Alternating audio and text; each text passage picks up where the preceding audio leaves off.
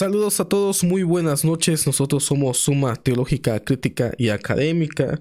Estamos nuevamente con ustedes. Hoy, en esta noche teológica, vamos a estar hablando un poco acerca de la Biblia sin filtros, sin dogma, sin religión, podemos decirle. Vamos a estar tratando este tema desde el aspecto crítico, académico y sin pretensiones religiosas. Vamos a estar hablando de Abraham, que muchas veces se conoce como el padre de la fe, pero que recordemos los que hemos estudiado la vida de Abraham, que de hecho Samuel Pagán acaba de sacar un libro acerca de una biografía no autorizada de Abraham, me parece que se llama. Todos conocemos a Samuel Pagán, un excelente académico, pero que trata de abordar el tema de este personaje, hablando también de sus conflictos, hablando también de las dificultades que tiene este personaje en la redacción de la Biblia hebrea, los errores que comete Abraham, para que posteriormente la construcción teológica lo llame el padre de la fe. Pero vamos a ver una escena de la vida de Abraham que es un poco interesante. Vamos a estar hablando sobre algunas preguntas que se han hecho en este texto y vamos a analizarlo en unos momentos. Entonces, quiero agradecerles a todos los que siguen este canal. Esperemos continuar con ustedes más adelante trayéndoles esta serie de programas, la Biblia sin filtros. Vamos a leer un poquito la historia. Vamos a leer un poquito acerca de este texto, Vamos a analizarlo aquí con ustedes.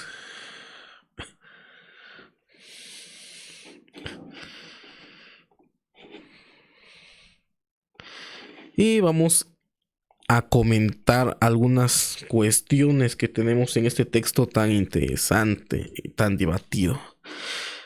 Vamos a leer la historia de Abraham cuando entra a Egipto. Todos sabemos esta historia, que tiene algunas peculiaridades interesantes acerca de la honestidad de Abraham, que es lo que realmente el texto bíblico nos narra en esta historia.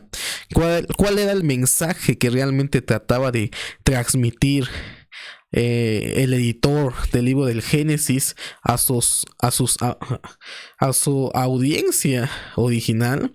¿Qué es lo que quería decir?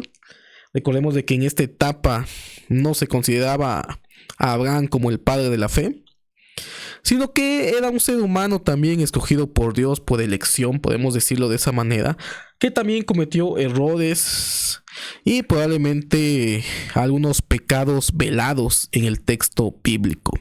Entonces vamos a leer esta historia que comienza en Génesis acerca de Abraham en Egipto, y vamos a leer con ustedes esta noche ese texto y vamos a comentarlo. Y dice: aconteció que cuando entró Abraham en Egipto, los egipcios vieron que la mujer era hermosa en gran manera, hablando de Sara, ¿no? En el contexto anterior, Abraham le había dicho a Sara o Sarai, su mujer, que se hiciera pasar por su hermana, debido a que tenía un aspecto hermoso. Y entonces algo interesante aquí, como nos narra el texto, no solamente era hermosa en gran manera, nos dice el texto. Entonces, pues quiero pensar que pues era una mujer con buen aspecto, no solamente marca hermosa, sino que aumenta lo que es esa categoría. Dice el texto: también la vieron los príncipes de Faraón y la alabaron delante de él, y fue llevada la mujer a casa de Faraón. Interesante esto, lo que nos marca acá. Fue llevada Sara a la casa del faraón, dice, e hizo bien a Abraham por causa de ella. Y él tuvo ovejas, vacas, asnos, siervos, criadas, asnas y camellos. Interesante dato también lo que nos está abordando aquí. Entonces, algo interesante que aborda el texto antes de continuar es cómo Sara es llevada a la casa de Faraón. No nos narra el texto cuánto tiempo estuvo en la casa del faraón, simplemente nos habla de que fue llevada a ese lugar. Posteriormente vemos aquí ya cómo probablemente Abraham recibe ciertos regalos por parte del faraón. Y parece ser que aquí vemos un poquito la tradición de la dote, ¿no? La dote que se le da al familiar de la mujer, que en este caso sería Sara, quien fue llevada a casa de Faraón. ¿A qué fue llevada? Ustedes sabrán para qué fue llevada. No creo que solamente para que estuviera ahí, ¿no? Dice: mas Jehová hirió a Faraón y a su casa con grandes plagas por causa de Sarai, mujer de Abraham. Y algo interesante aquí: hirió a Faraón. Hirió a Faraón. Entonces vemos aquí cómo nos narra la historia de Sara cuando fue llevada, y cómo Jehová hiere al faraón y a su casa, dice, con grandes plagas por causa de Sarai, mujer de Abraham. Entonces Faraón llamó a Abraham y le dijo: ¿qué es esto que has hecho conmigo? Porque no me declaraste que era tu mujer. Y esto es algo interesante. Aquí muchos han abordado este tema tratando de encubrir lo que Abraham había hecho. Realmente estaba justificado. Aquí podemos ver de que Sara fue llevada a la casa de Faraón, no solamente para que estuviera ahí, sino como esposa en el harén del Faraón. Abraham se enriqueció por medio de la dote de Sarai.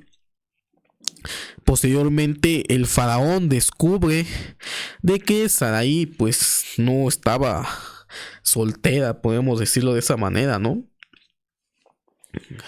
Y entonces esto es lo que muchos o algunos han llevado a argumentar de que probablemente pudo haber sido tomada, como aquí lo dice textualmente el texto. Es decir, Faraón tuvo cierta... Cuando tratamos estos temas, muchas veces trato de ser un poco delicado porque yo sé que puede lastimar algunas creencias, ¿no? Principalmente hablando de la castidad, principalmente hablando de la pureza y principalmente hablando de un personaje tan importante para el judaísmo, el cristianismo y el islam, que es Abraham.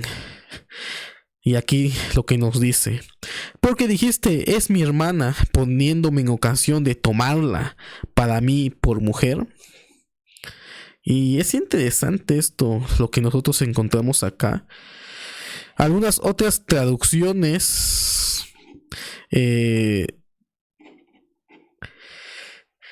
cambian el texto y parece decir de que realmente Faraón tomó a Sara por mujer, es decir, un eufemismo para hablar de relaciones sexuales. Entonces este es el dilema y este es el pecado de Abraham. ¿Realmente el faraón tuvo relaciones con Sara? Probablemente el texto no lo diga explícitamente, pero podemos ver de que hay algunas situaciones interesantes acá. Primero, Sara fue llevada a la casa de Faraón. No nos dice cuánto tiempo estuvo ahí. Posteriormente vemos la dote que se le da a Abraham por Sara.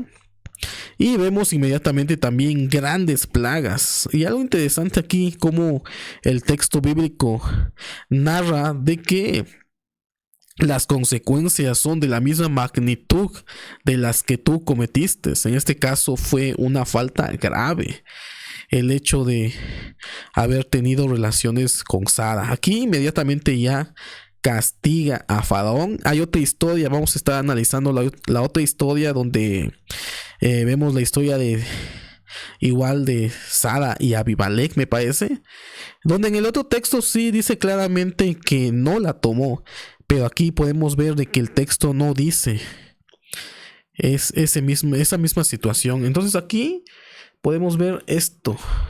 ¿Realmente la tomó como mujer? ¿O pudo haberla tomado? Aquí tenemos el texto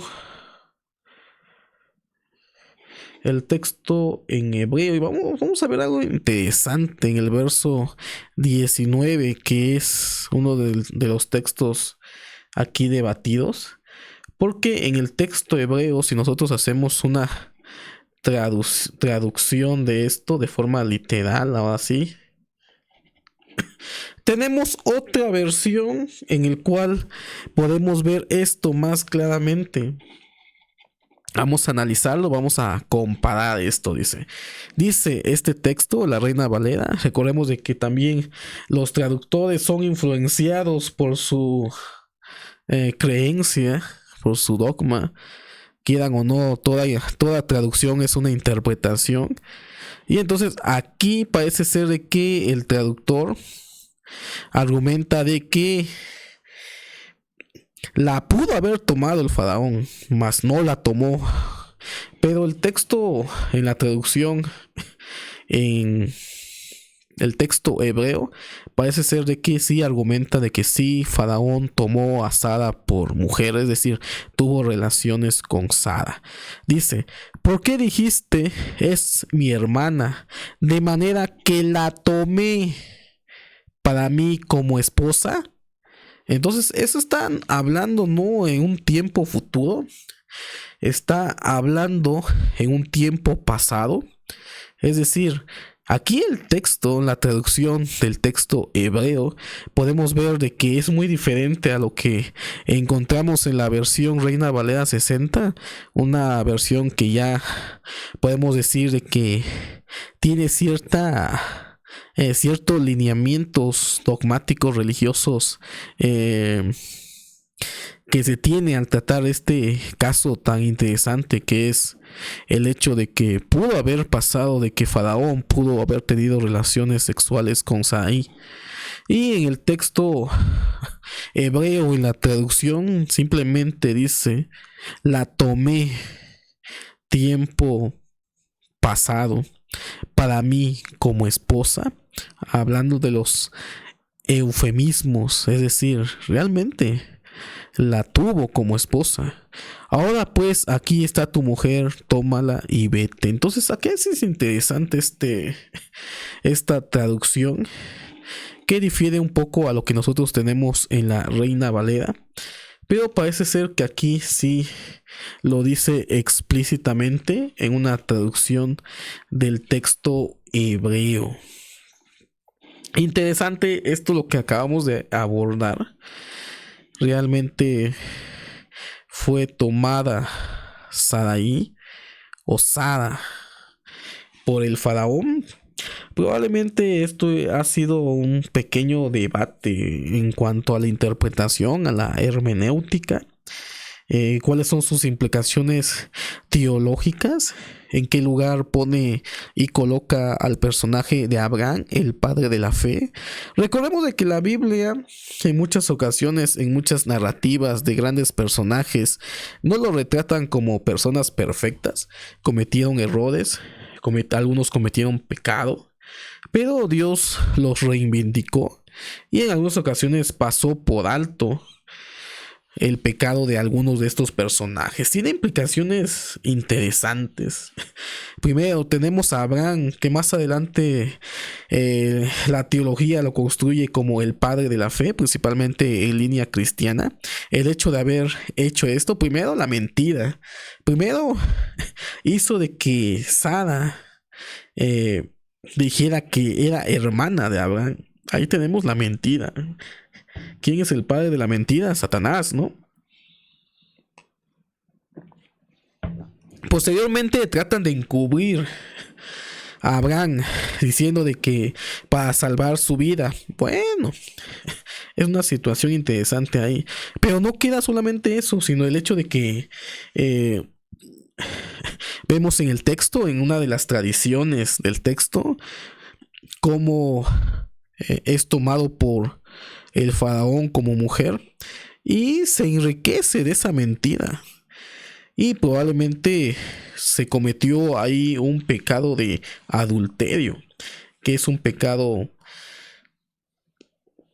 complicado, principalmente conociendo el trasfondo teológico del personaje de Abraham. Y principalmente conociendo de que de la simiente de Abraham sale el pueblo de Israel. Recordemos esta premisa, no estamos aquí para despostillar creencias, sino para tratar el texto como lo que es, lo que trataba de decir. No existen personas perfectas, todos somos imperfectos. Aún este personaje, el padre de la fe, cometió tal vez esta transgresión o esta situación en su vida personal, pero recordemos que también tenemos al rey David, que al final de cuentas tenía el corazón según Dios y al final de cuentas comete adulterio también. Y al final vemos cómo Dios pasa por alto el pecado de David, aunque sí tiene consecuencias. Todos sabemos las consecuencias que tuvo esta transgresión de David, la muerte del niño, del hijo de David. Entonces vamos a compartir una pequeña presentación que hice con ustedes. Ya analizamos el texto bíblico y entonces vamos a hablar acerca de esto. El pecado de Abraham realmente pudo haber ocurrido. Ya hemos analizado el texto, es un texto complicado, es un texto donde podemos ver que la traducción que tenemos en nuestras Biblias puede disminuir el impacto de lo que realmente estaba sucediendo, y vimos como una traducción literal del texto hebreo nos habla algo completamente diferente. Entonces vamos a leer. Abraham, padre de la fe. Recordemos de que la Biblia hebrea en ningún momento retrata a Abraham como el padre de la fe. Eso lo encontramos posteriormente en el cristianismo, teniendo en cuenta una construcción teológica por las diferentes también ramas religiosas. Es un personaje interesante, importante, principalmente en la tradición judía, cristiana y musulmana. Entonces muchas veces esto ha tratado de desviar realmente lo que pudo haber ocurrido en el texto. ¿Cómo es posible de que el padre de la fe pudo haber mentido? ¿Cómo es posible de que el padre de la fe haya entregado a su mujer a otro hombre? Entonces eso no puede estar en la traducción debido a esa carga teológica que tiene el personaje. Algunos traductores han disminuido lo que es esta traducción. Más adelante, tradiciones rabínicas tratan de desviar la atención de esta historia y esta narrativa, construyendo otras hipótesis también acerca de cómo desviar la atención de que pudo haber tomado Faraón a Sara como mujer, hablando de relaciones con ella. Entonces aquí podemos entender este primer punto de por qué a veces se nos complica reconocer que pudo haber pasado esto. Vamos a ver este pequeño video. What have you done to me? You told me she was your sister. I am sorry, my lord. What is this you have done to me? You said, she is my sister, and I took her as my wife. Explain yourself. I feared that you would kill me. Ahí vemos, ¿no? Cómo lo castigó. Ya ve, interesante. Una pequeña representación de lo que pudo haber ocurrido. Realmente fue engañado el faraón. No tenía la culpa el faraón, porque el que empezó con todo eso fue realmente Abraham. Vamos a leer un poquito esto, dice. El texto bíblico no especifica explícitamente si el faraón tuvo relaciones sexuales con Sara. Sara fue llevada a la casa del faraón, lo encontramos en Génesis 12, 10 al 20. Pero el relato no detalla lo que ocurrió allí. Sin embargo, los comentaristas bíblicos interpretan esto de maneras distintas. Algunos intentan suponer que Sara no llegó a tener relaciones sexuales con el faraón, como una búsqueda de justificar a los personajes. Y esto es lo que venía comentando, como la carga teológica que tiene este personaje. A veces tratamos de no ver lo que realmente acontece en el texto bíblico, y entonces nos negamos realmente a ver esta falta de este personaje. Entonces hay quienes argumentan de que no pudo haber pasado. ¿Cómo es posible que esto pudo haber pasado? Recordemos de que nuestra interpretación es desde el pensamiento cristiano, que tiene cierta sensibilidad cuando hablamos acerca de los aspectos sexuales. Pero la Biblia no es así. Tenemos varias historias muy controvertidas en el texto de la Biblia hebrea. Tenemos el caso de Noé y Canaán. Noé y Can, que vio la desnudez de su padre. Ya tuvimos un programa hablando sobre esto, y como algunas líneas interpretativas hablan de que probablemente Can tuvo incesto no con Noé, sino con la esposa de Noé. No hablamos, pero también hemos visto en la misma Biblia hebrea cómo nos narran algunos acontecimientos que pueden ser un poco extraños y un poco fuertes. En este aspecto tenemos la historia de Lot y sus dos hijas que tuvieron relaciones con su padre. Tenemos también en la historia de la hija de David, que parece que hubo ahí una violación con uno de sus hermanos. Entonces la Biblia hebrea ahí está y nos dice sobre estas situaciones. Tenemos la historia del sacerdote y su concubina, como al final es violada por varios hombres desde la mañana hasta la noche. No, desde la noche hasta la mañana. Al final el sacerdote va y la descuartiza a esta mujer en 12 pedazos. Entonces la Biblia hebrea no niega estos aspectos sexuales. Solamente somos nosotros los que debido a nuestra concepción probablemente religiosa, tratamos de no ver lo que la Biblia hebrea nos está hablando. Entonces esa línea interpretativa, hay algunos que comentan, pero dice aquí el texto, pero el texto no induce a pensar así. Como hemos visto, el texto parece decir de que sí pudo haber una relación entre Sara y el faraón.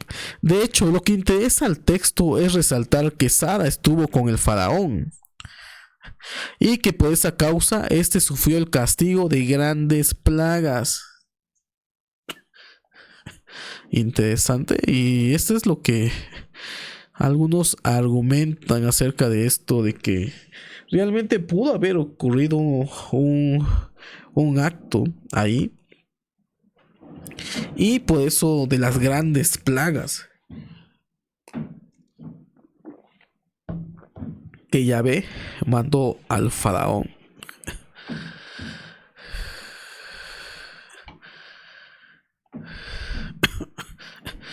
Hay un comentario interesante que vamos a leer, es el comentario bíblico latinoamericano. Este comentario es de la editorial Verbo Divino, y vamos a ver qué es lo que nos dice acerca de este texto tan peculiar que estamos analizando. Dice: el reproche del faraón es justo y pone en evidencia la falta de escrúpulos de Abraham. Y pues sí, realmente el texto deja mal parado al padre de la fe, porque al final de cuentas fue la idea de Abraham, pero aquí también no tomamos en cuenta también la voz de Sara. Simplemente es como una mercancía o es tratada como una mercancía. No escuchamos su voz en esta historia, simplemente obedece a Abraham. Dice, el reproche del faraón es justo y pone en evidencia la falta de escrúpulos de Abraham. Hasta tal punto es interesado el texto que uno espera un castigo a Abraham, que sí sabía lo que había hecho y se estaba enriqueciendo con ello. Pero la intención de la narración es mostrar que la bendición a Abraham dada en 12:2 no se marchita, aunque mediante faltas graves del patriarca, y que Sara, que aún es mantenida en un segundo plano, es preservada para un desempeño más activo en el plan de Dios. Entonces aquí algo interesante como esta interpretación habla acerca del texto que acabamos de leer, como el impacto del texto era también hablar acerca de los planes de Dios. Al final de cuentas se tenían que cumplir independientemente de las faltas graves que se habían cometido. En este caso podemos hablar del caso del adulterio que pudo haber ocurrido en esta narrativa, y que realmente el faraón tenía era inocente, al final de cuentas fue engañado, y aquí muchos no queremos ver esta parte de la historia. Vamos a ver más adelante. La clave está en cómo el faraón descubre el engaño. Jehová hirió a Faraón y a su casa con grandes plagas por causa de Sarai. Las plagas fueron de una clase que hizo que el faraón se diera cuenta de que eran enviadas como castigo por su relación con Sarai. Esta mención de relación sugiere una conexión más allá de la mera presencia en su casa. Y es interesante lo que acabamos de encontrar aquí. Realmente Yahvé no lo castigaría simplemente porque estuviera en su casa, sino porque realmente se cometió una falta, y esta falta es haber tenido relaciones con Sara. Entonces queda justificado el castigo divino después de esta falta, mas no solamente con simple hecho de que Sarai estuviera en su casa. Esta historia la encontramos duplicada. Aquí entra un poquito la crítica de fuentes. ¿Cuáles fueron las fuentes que utilizó el autor o editor del libro del Génesis, el que recopiló el libro del Génesis, que sabemos que no es Moisés? Entonces aquí encontramos historias duplicadas. ¿Qué quiere decir esto? De que en el texto bíblico, principalmente en algunas historias del Génesis, vamos a encontrar historias repetidas, duplicadas. Tenemos 2 historias de la creación, tenemos 2 historias de la creación del hombre y de la mujer. Tenemos probablemente historias diversas en el relato de Noé que se entremezclan y que muchas veces pasamos por alto, pero que crean las llamadas contradicciones en la Biblia. Y hay otras historias también duplicadas, que de hecho esta historia de Abraham la tenemos 3 veces, no solamente en la historia de Abraham, me parece que también la de Isaac, acerca de cómo le pide a su mujer de que se haga pasar por su hermana. Entonces, ¿qué quiere decir la crítica de fuentes? La crítica de fuentes argumenta de que probablemente haya una historicidad en el fondo de historias repetidas, y también probablemente se hayan repetido historias para poder moldear o cambiar la historia de la primera narrativa que se tiene. En este caso tenemos aquí la historia que nosotros estamos analizando, que es Génesis 12, y posteriormente tenemos el Génesis 20, donde también ocurre casi lo mismo pero diferente. Un autor, un editor diferente creó o recreó la historia para cambiar algunos aspectos que se tenía o que se creía de la historia de Abraham y Sara. Por algún misterio de la vida, si el segundo relato que nosotros tenemos en Génesis 20 fue creado para que el relato del Génesis 12 fuera sustituido, es decir, se creó esa tradición aparte para quitar el estigma de que Abraham pudo haber dado a su mujer al faraón y el faraón pudo haberla tomado o tenido relaciones. Entonces se recrea esta historia. Si es histórico o no es histórico, ahí no depende de esta presentación, pero vemos cómo se crea la segunda narrativa, donde trata de eliminar la primera que tenemos en Génesis 12. Pero como he dicho, por misterios de la vida o por designio divino, las dos historias fueron tomadas por el editor del Génesis y quedaron en un solo libro, y por lo tanto tenemos estas dos escenas duplicadas. Pero podemos encontrar de que en el segundo relato afirman, ahora sí, de que Abimelech no tuvo o no tomó, antes de tomar a Sara, tuvo este sueño con Yahvé y le dijo de que esa mujer estaba casada, me parece. Vamos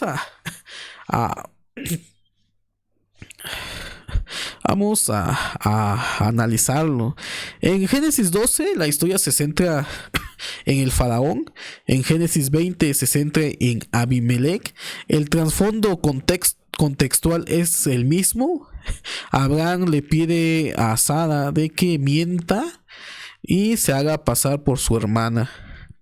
En el relato del Génesis 12 acerca de la aclaración de la pureza, no tenemos el relato explícito acerca de lo que pudo haber pasado, aunque el texto parece decir de que sí fue tomada Sara y Faraón tuvo relaciones sexuales.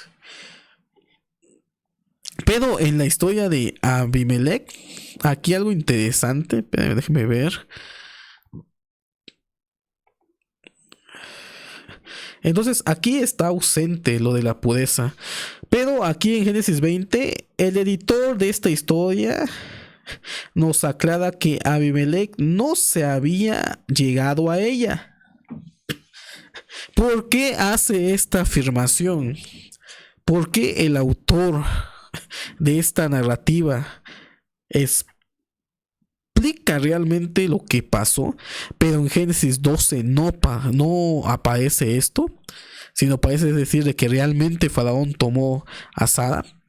Porque algún autor diferente construye esta narrativa, un autor que leyó el Génesis 12 y no le pareció bien o no le pareció una historia acorde al personaje de Abraham, trató de recrear una historia muy diferente. No sabemos si es histórico o hasta qué punto sea histórico, pero sí podemos rastrear una historicidad desde la primera historia de Génesis 12. Aquí el autor aclara la pureza de Sara, argumentando en el texto de que Abimelech no se había allegado a ella. Posteriormente hay una comunicación divina. No se registra el diálogo entre Dios y el faraón, pero sí lo encontramos en la historia de Abimelech. Dios le habla a Abimelech en sueños. Posteriormente encontramos de que Faraón, en la historia de Génesis 12, solo reclama contra el engaño de Abraham. Y esto es algo interesante. realmente Faraón, si la tomó a Sara por mujer, le reclama a Abraham sobre el engaño, cómo es que Abraham mintió acerca de que era su hermana. Realmente Faraón no había cometido ningún algún mal, o lo cometió sin conocimiento. Pero aquí sí, en la historia de Génesis 20, Abimelech apela a la integridad de su corazón. Dios lo confirma.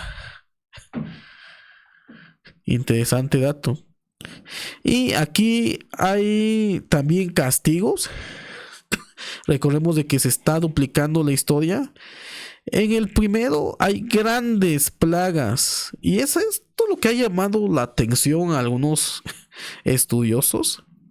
Como es de que en el texto no solamente encontramos de que Yahvé mandó plagas, sino grandes plagas, aumentando lo que es el castigo al faraón. Entonces esto no pudo haber sido un castigo a alguien que no haya cometido un mal a Sara. Al contrario, parece ser de que el texto afirma de que se cometió una transgresión ahí, Faraón y Sara, y por lo tanto Yahvé se enfureció y mandó grandes plagas, no solamente plagas, grandes. En comparación con la historia en Génesis 20, solamente nos habla de esterilidad y cierre de matrices. Entonces, algo interesante lo que estamos abordando acá. Dos historias parecidas pero diferentes. En algún momento esta narrativa, esta tradición terminó en la Biblia, en Génesis, en el libro del Génesis. Probablemente la segunda historia haya sido reescrita para eliminar la historia que tenemos en Génesis 12 sobre ese problema que hablamos de Abraham como personaje importante para el judaísmo, el pueblo de Israel, sobre los orígenes de este pueblo, también para la descendencia mesiánica. Y entonces vemos como un autor, quien sabe quién haya sido, le incomodó la historia que tenemos en Génesis 12 y reescribe la historia en Génesis 20. No sabemos si es histórico, probablemente no haya sido algo histórico, sino literario, para limpiar el buen nombre de Abraham. Pero de alguna forma las dos historias quedaron en el mismo libro, y de hecho fueron tres.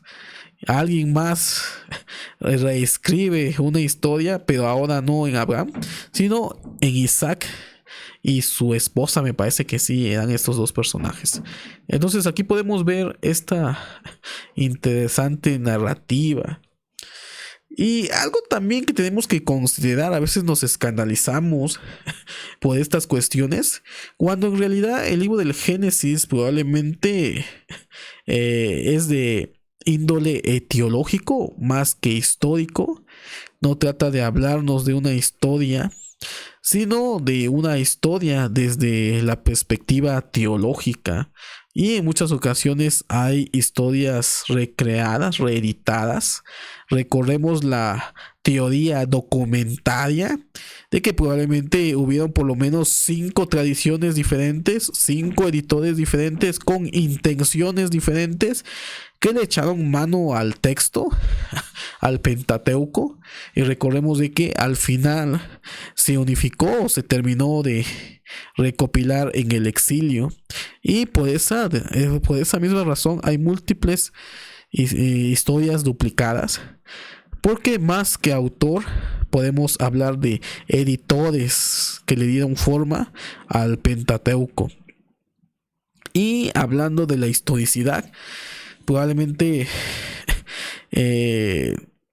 no podemos creer en una historicidad en el libro del Génesis, en todas esas historias turbias que existen en esa narrativa.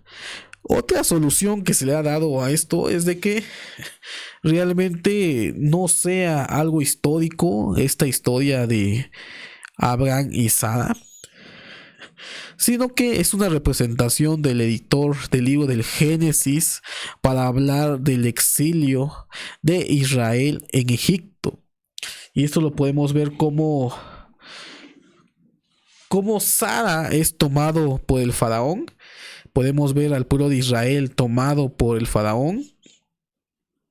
Podemos ver también lo que son las plagas en la historia de Israel en el Éxodo, y también esas mismas plagas hablando en la historia de Abraham y Sara. Podemos ver el regreso de la tierra de Israel a Canaán y posteriormente la salida de Abraham de Egipto hacia sus tierras. Entonces esta es otra de las soluciones que se ha tratado de dar a este problema, de ver al padre de la fe mal parado esta narrativa, argumentando de que no es histórico, sino que refleja una realidad de lo que pasaría posteriormente en la narrativa de el pueblo de Israel estando en el exilio, siendo tomado por el faraón, este pueblo, y posteriormente el regreso de Sara con Abraham y el regreso de Israel al pueblo de Canaán. Entonces, esto es otra de las soluciones que se le han dado. Realmente no podemos conocer exactamente lo que pudo haber sucedido en ese texto. Dice, aunque el texto no lo afirma directamente, la interpretación más natural de los detalles narrativos, especialmente la mención de plagas por relación con Sara y el énfasis que se obtuvo en la casa del faraón, apunta a que sí hubo relaciones sexuales, aunque el relato mantiene una cierta discreción al no describirlo explícitamente. Es algo interesante esto. Algo que acabamos de ver en esta ocasión. Es algo. Es una historia. Al final de cuentas, son historias teológicas. Pudo haber ocurrido. Tal vez el texto nos narre algo que ocurrió, pero que tenía un significado diferente. Probablemente retratar al pueblo de Israel que estuvo en Egipto. Pero el texto sí parece argumentar de que sí pudo haber tenido relaciones, lo que es Sara con el faraón. Entonces, este fue el programa de esta noche. Espero que les haya gustado. Es un tema un poco controvertido, es un tema candente, pero lo tratamos de abordar sin filtros. Entonces nos vemos en otra ocasión. Muchas gracias a todos. Hasta la próxima.